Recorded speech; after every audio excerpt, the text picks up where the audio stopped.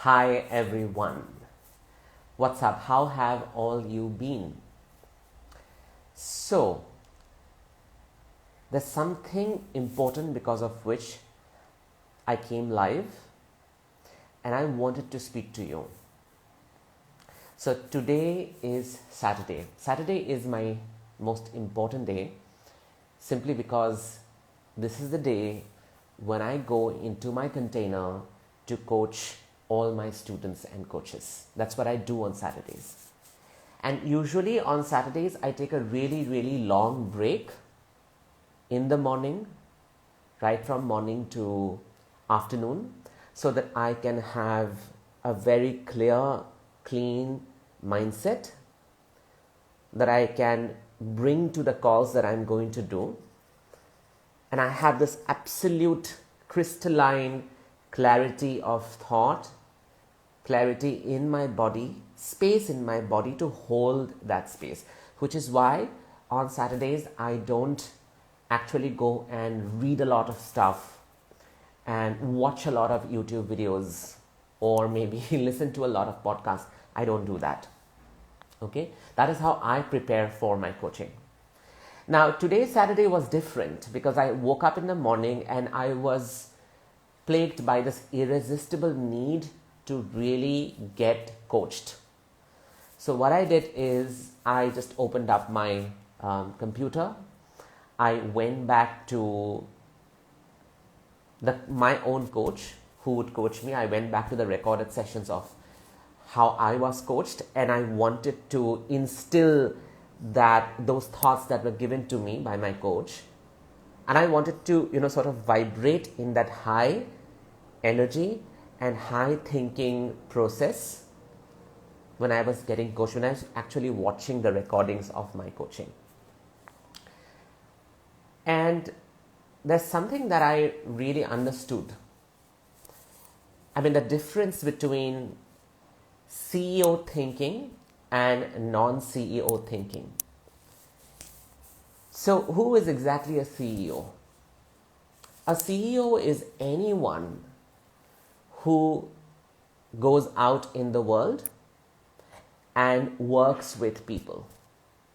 So a CEO is a practitioner, a CEO is a therapist, a CEO is an entrepreneur, a CEO is a coach, anyone who is dealing with people, helping them solve their problem in some way or the other, right? It could be a fitness coach, it could be a health coach, it could be a mindset coach, it could be an emotional regulation coach, it could be a nervous system coach, whatever you call it.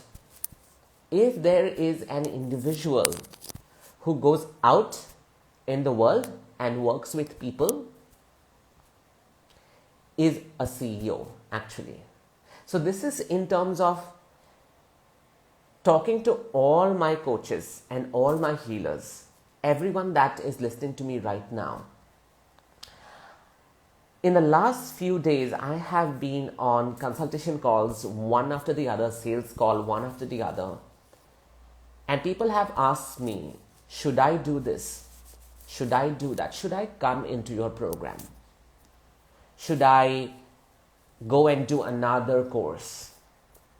Should I ask my husband, right? Should I make this investment? So there's a lot of should and should not. Then there are also, I don't know if I can do this, so let me go around and ask a few people.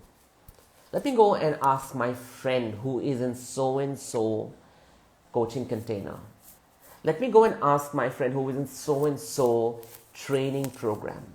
Let me go and ask my friend or my brother or my sister who has been in this profession for the last 10 years, 6 years, 7 years, right? What do we call that? What is that called? It's called crowdsourcing answers, right? A very common example is when I've seen this with a lot of my tarot reader friends. So a client will come to a tarot reader and then ask a question that, does he love me? Or is he cheating on me? Something like that. And the tarot reader is going to give some insight, some answers, whatever that is. And then they will take that, right? They will take that information They might not even deny, they might just take that information and then go to the next, let's say, angel card reader and ask the same question, that is it true, the other person told me so and so and so. I am not very convinced. I want to know what exactly is my boyfriend or my spouse thinking about me, and I want to know how I can improve this relationship, blah blah blah. And then the angel card reader is going to give some answers, some insights, and then they will take that, right?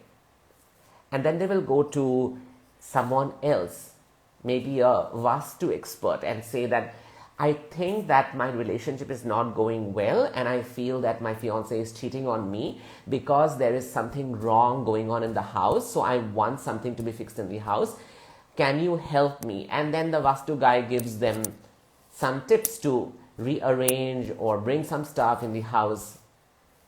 And they take that, and then they go to maybe a spiritual healer, right, who can connect to energy and talk with spirits and then relay the information to our client. And then he does that, and the client again takes in that information, but it just does not end, right? It just does not end. Why does it not end? Why do we do this all the time? Why do we go on seeking answers from the outside world? And also relying on those answers from other brains so that they can help us take our decision, right?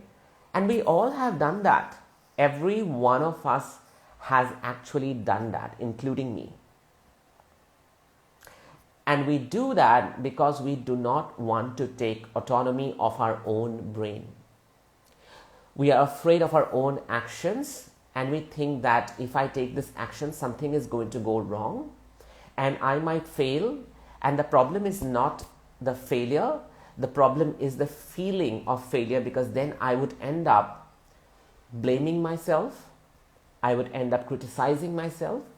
I will self-flagellate myself, right? So we want to prevent the feeling of failure that comes when we take a decision by our own brain without discussing it with anyone, without crowdsourcing answer, without asking for should and should not. Should I do this? Should I not do this? Right? And as I said, in the last few days, I have taken so many sales calls with people who want to join ATEPS but are stuck in the mind drama of, should I do this? Should I not do this? Should I invest? I don't know if I will be able to make up time. I don't know if, even if I have the money, even if I have the resources, I don't know if this is the right investment that I'm making. I don't know if after making this investment, I will be able to commit and take actions and go ahead. And there is a lot of questions around what if. Like the phrase, what if, right? The phrase, what if, is a hypothetical one, right? Guys, the phrase, what if, is a hypothetical one. Because what if can be anything. What if the moon hits the earth today? What if a robber breaks into my room right now as I'm talking to you live? What if all the lights in my house they go off? What if, as you are watching this live, you fall down? There can be so many what if. What if this doesn't work out for me? What if I'm not able to make the best out of it? What if my event is a failure and no one shows up and no person comes and no one talks to me and no one buys my offer? There can be a zillion number of what ifs. The great thing about what if is it has the word if in that sentence. Before any sentence, when you put what if, it has the word if in the sentence. And if means hypothetical. It's not happening right now, right? So when you say, what if it doesn't work out? What if I'm not able to make the best out of it? What if I don't have the money? What if I fuck it up, right? What if the people that I coach or the people that I interact with speak ill about me to other people and no one buys my work and I go down the drains and I fail? The point is, it's a thought. And a thought is hypothetical. It is not true. And most times, it's a borrowed thought from someone else's brain. So I give you 3 conditions. One is asking a lot of should and should not about making a certain decision. Right? Second is crowdsourcing answers, wherein you go and ask, but tell me, is this going to be all right? But tell me, what do you think about this thing? What do you think that I should do? What do you think that I should, how should I structure it? What should I price it?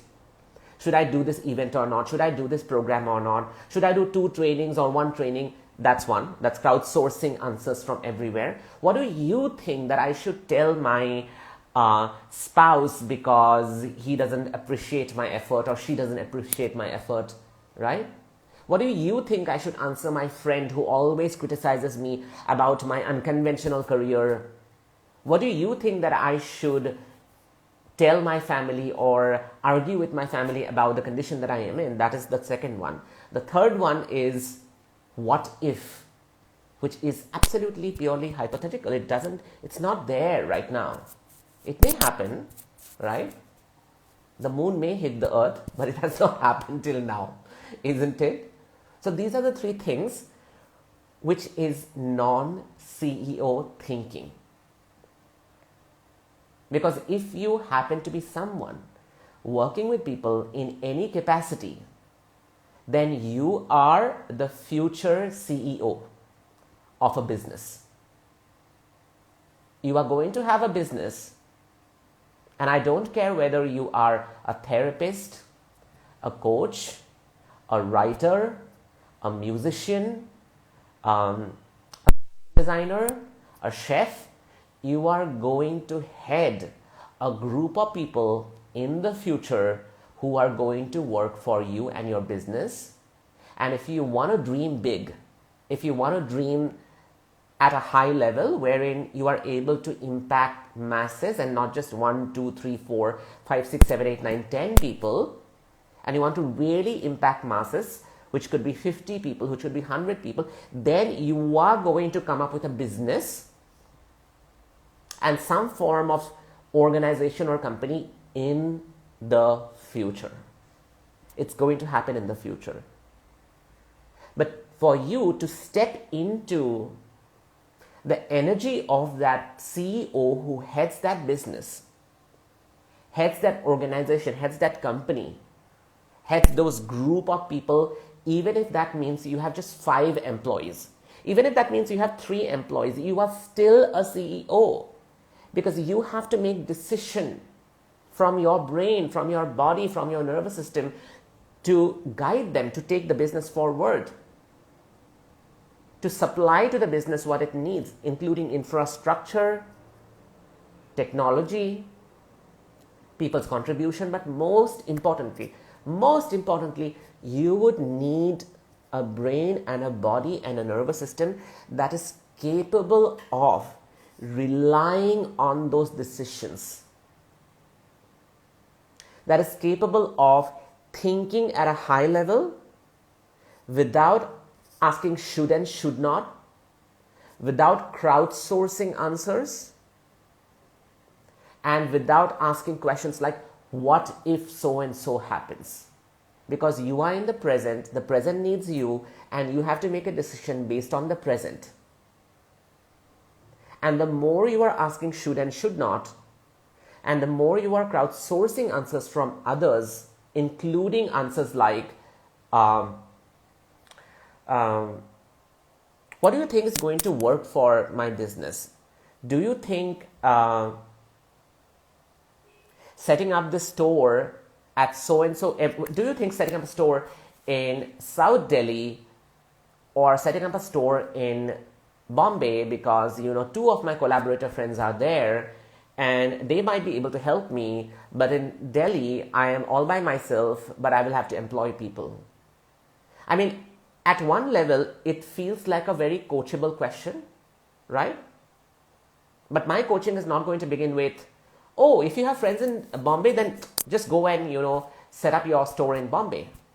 I would ask you, what do you want? If that question went into your brain, how would you feel in your body? How does being in Delhi make you feel in your body? How does thinking of being in Bombay make you feel in your body? I would go with that.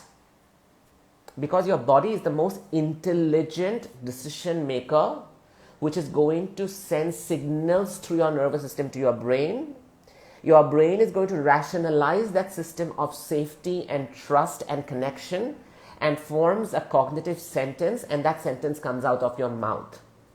That's how you make a decision.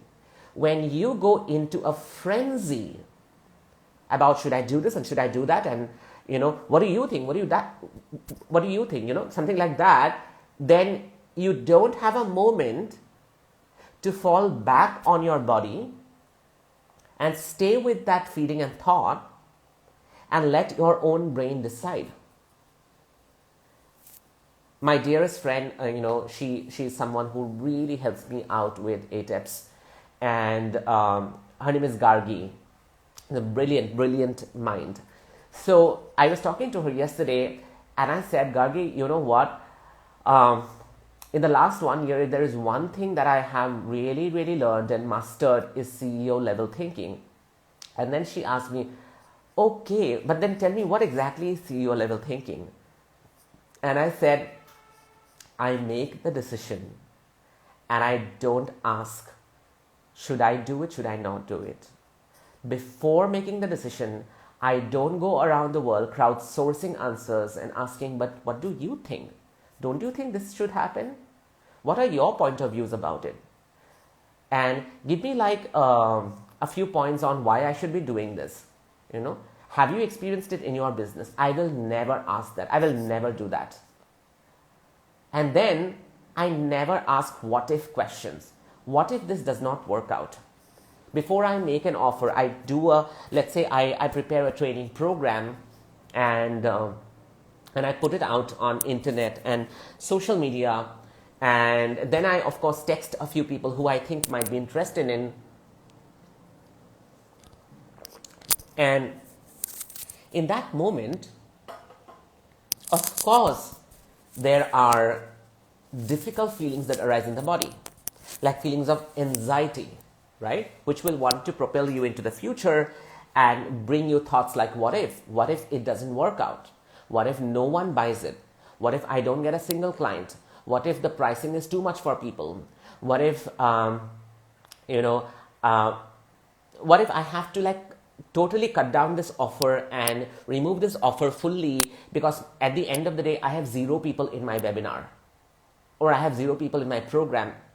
I can do that and I can keep on indulging in that what if, and I can really spend thinking about it 3 hours in a day and not necessarily going into desperation and anxiety, but I can just brainstorm. Oh, let's brainstorm. What can I do if this comes up? What can I do if that comes up? Let's brainstorm. And then I would say that, okay, I'll take a copy and I can write down all the probable scenarios and I'll say that, oh, this might happen and then I will tackle this. This might happen and then I'll tackle this. I do nothing of that because in those 3 hours, I can really get in touch with 2 people, let's say, right, who have told me that they would be interested in the next offer of mine, and I am going to pick up my phone and talk to them instead of asking those what if questions. I'm going to push out that email, which I think I should not because I'm dreadful. What if someone unsubscribes from the email or sends me a scathing reply? Or I'm going to send that message to someone who already said that they want to work with me, right? Or I will reach out to my own clients. Of course, sales does not have to be desperate. It does not have to be salesy. It doesn't have to be aggressive. But it can It can show the people what exists. For example, when you go and buy Colgate, it's your television screen that shows that Colgate exists. And then you look at the Colgate in the ad, and then you go to the store and you buy the Colgate, right? What does making an offer mean? Making an offer mean showing that the Colgate exists. Now the client is going to anyway come because it is necessary for them to come and buy. You have to believe that your product is as valuable as Colgate. So when you put it out there, there will be people who will sense that they need it in their house, that they need it for their mornings and nights. So are you willing to believe, without crowdsourcing answers, without asking what if no one buys my offer, are you willing to believe that your product is valuable? That it is, again, what does valuable mean? Valuable means that it is useful, meaning people can use it. Do you believe,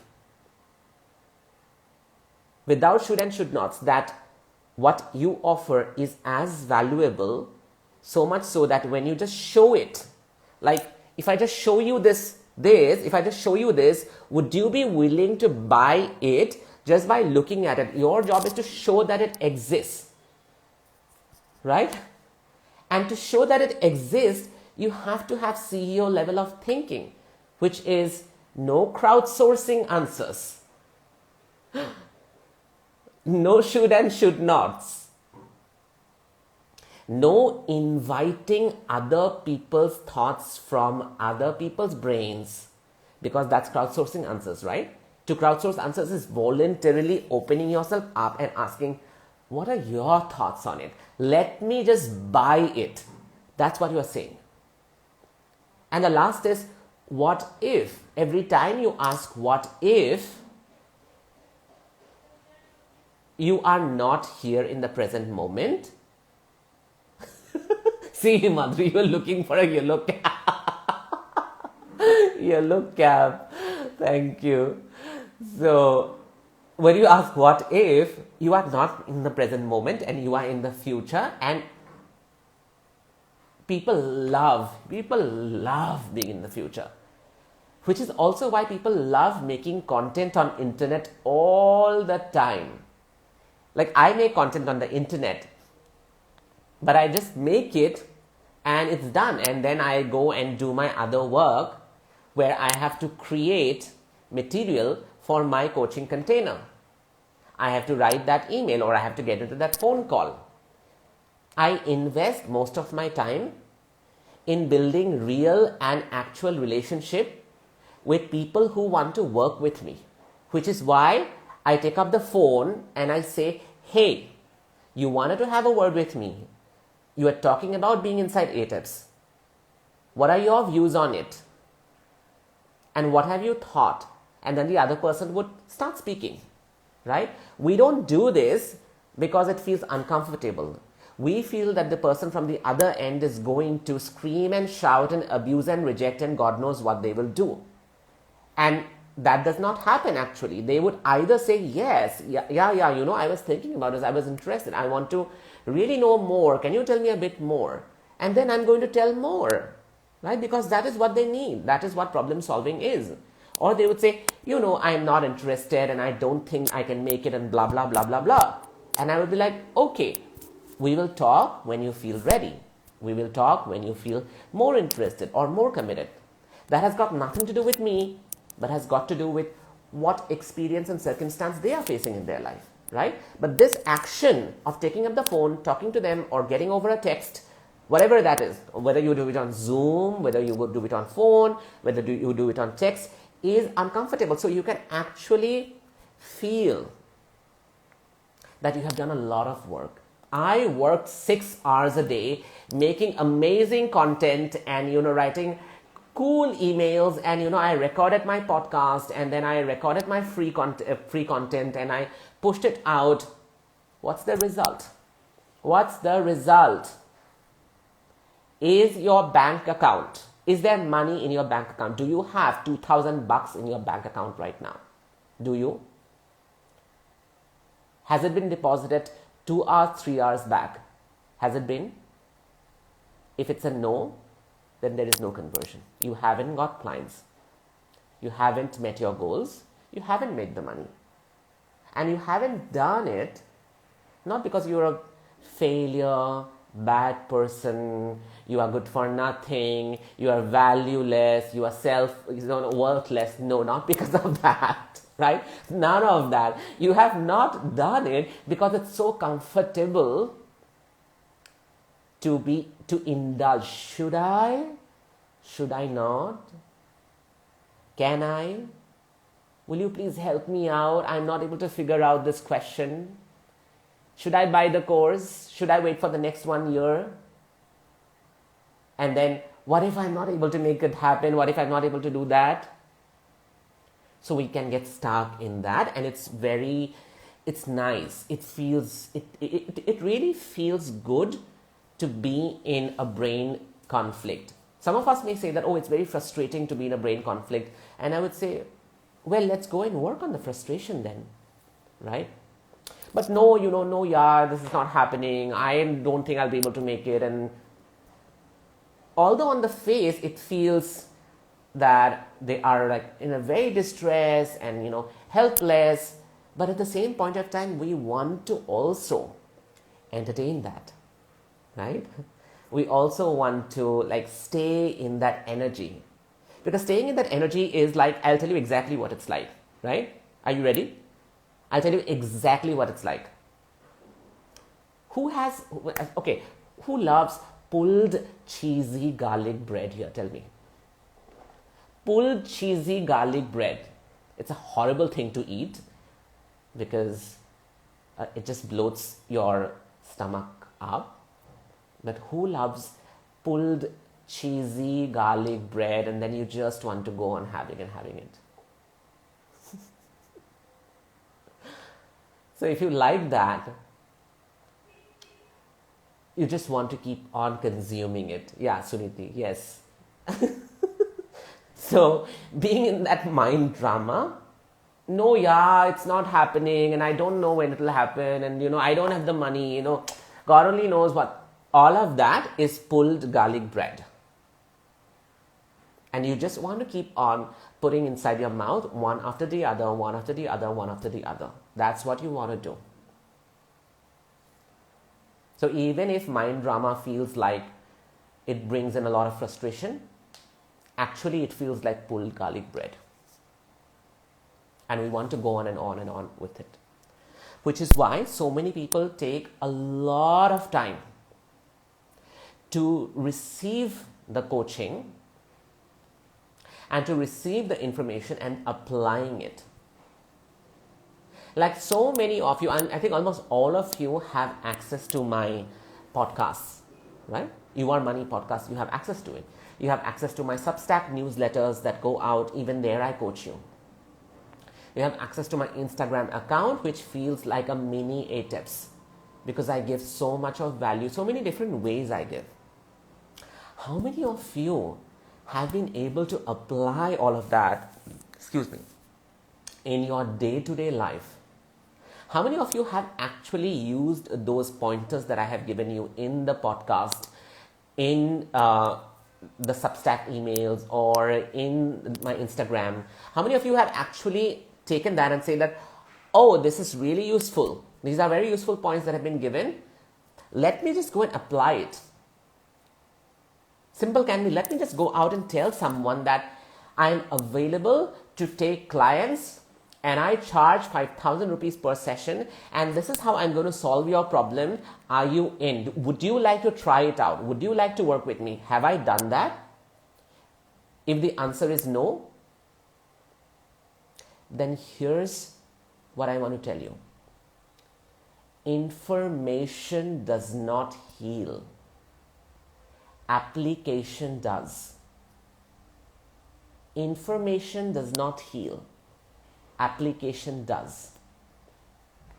So while you consume information and keep on consuming information from every possible resource, and you think that by consuming information, by doing your research, by crowdsourcing answers from everyone else, you can decide better. The answer is you don't decide. And you don't decide, as a result of which you don't take action. You have to take action today. And it's going to feel like ass. As I said earlier, selling feels like ass. So when you take action, it's going to feel disgusting. It's going to rack up your intestine. It's going to close your chest. And it's going to sort of tighten your throat. All of those things are going to happen because it's a highly visceral somatic experience when we push our body to do something that it is not used to. But it is only by gently staying with those thoughts and feelings can you then move ahead to develop the CEO level thinking, which is I decide and I act. It's very simple. I decide, I commit to it, and then I act. What is missing for most of us is the action line. Everyone is thinking. Everyone is also, some of them are also feeling, but many of them are not acting. And I want to say this in context of people wanting to join ATEPS and still contemplating. 3 points. Should I join? Should I not join? Should I, come this October, this November, this December? Should I come sometime in 2023 when I have the money and I've made the money? That is one category. The second category is going around and asking everyone, 10 people inside ATEPS, oh, what has been your experience? Tell me, have you made the money already? Have you gotten more clients after going into ATEPS? Is Gaurav giving you some really great steps or secret formula? Crowdsourcing answers, right? But I don't know if it's going to help me. Do you think it's the right program for me? Do you think that I am at the stage of my career where I should be doing it? I am a new therapist or a new coach. I haven't even started coaching. Do you think this is going to work for me? That is one. That's crowdsourcing. The last is, what if it doesn't work out for me? What if I go and pay all that money and then it doesn't happen and the money goes to waste and I'm not committed enough, or it's not the right program that I was looking for, I don't resonate with it, I don't like the people inside the program. What happens then? Well, that can happen, but it is what if. So these are the 3 points that I want to tell you. If you are considering joining ATEPS, these are the 3 points that are going to block your brain from making a decision. And I don't believe when people tell me that they don't have the money. They do have the money, but they are not able to prioritize its spending inside the coaching program. It's not important enough for them at this moment because of all these mind drama that is going on. So you will have to, if you want to have a CEO level thinking and you want to vibrate at the thinking process, you can see me how I think. And I think like this 24/7. And I think in this manner because I choose to get coached and I choose to invest in my brain. Like this month, I had the option of spending a huge chunk of money in getting a house that I really, really liked. And this is true. I was really thinking of getting into this house that I and my partner both loved. And then we were looking around. But then suddenly there was a program that I also had to buy, which is the security money for the house, by the way. And whatever amount of money that I was making, it was directly going into the company. And I was taking a certain salary from the company so that I can meet my daily expenses, I can do whatever I want, I can do my traveling and all of that. And I had that extra chunk of money from my salary that I could have used in getting into the house. I bought the program. Because I did not go and ask anyone, oh my God, I didn't ask my partner that, should we go into the house, or should I buy the program? I'm so confused, I did not do that. I asked myself, what would my business need at this moment? What would my people need at this moment? What would I need in terms of creating more money, more revenue, more clients? I need this program because I want to be in this high energy state, and I want to think in a way which is so clean and so clear. And I would want to sell in a way which is here, which is like this value. So I went ahead and bought the program, and I'll figure out about the house. And that's what I call as decision making. It is not true that we don't have the money. We have the money. We don't have the CEO level thinking that we have to cultivate, because you are the future business owner. You are the future founders. You are the future CEOs of your business. It doesn't matter even if you are working with 2 clients today. It doesn't matter even if you are seeing 0 clients, but you think that next month you are going to get people, right? This is the best time to actually get inside ATEPS, because once you get inside ATEPS, it's not only about the training, it's not only about strategy or sales techniques, it's about this level of thinking which will create the clients, which will create the business, which will create the money. Strategies don't create money. Marketing doesn't create money. Content creation does not create money. Website building does not create money. Thinking creates money. Being at that level of thinking and energy and feeling and your nervous system work is what makes you money, which is why you need to get inside ATEPS. I'm doing a group sales call on the 21st at 7 p.m. 21st is Wednesday. At 7 p.m. I'm doing a group sales call for people who are committed and want to join ATEPS, but might be stuck in a mind drama. And after finishing this live, I'm going to put this live in my profile. So all you need to do is below the live, you will find the group link. It's a WhatsApp group link. It's a group link. Copy paste that group link into your URL and join the group, because I'm going to share the Zoom link for the sales call, which is going to happen on 21st at 7 p.m. And people, after watching this live, if you are by now develop CEO thinking, because you no longer want to crowdsource answers, you no longer want to ask should and should not, you no longer want to, what was the third one? Should and should not, crowdsourcing answers. And what was the third one? Yeah, what if question. And you no longer want to ask what if question. And you want to decide today, then all you need to do, so people who want to buy ATEPS right now, all you need to do, go to the link in my bio, right? Click on it. There's a tab called Buy ATEPS Now. Go there. You'll find a small chart to put your name, nationality, email address and all of that.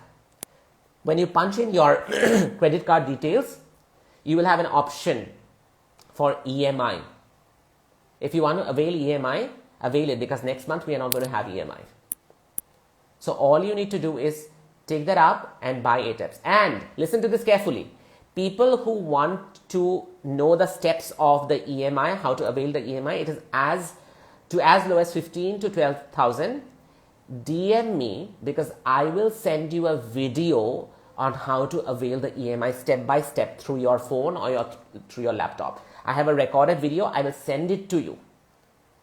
So if you want to avail EMI at 2.5 lakh, paying for ATEPS right now, today is Saturday. If you get inside today, you get to attend today's call. We have coaching calls every Saturday, and one coaching call can change lives, by the way. Like this live right now that you're watching is changing your brain.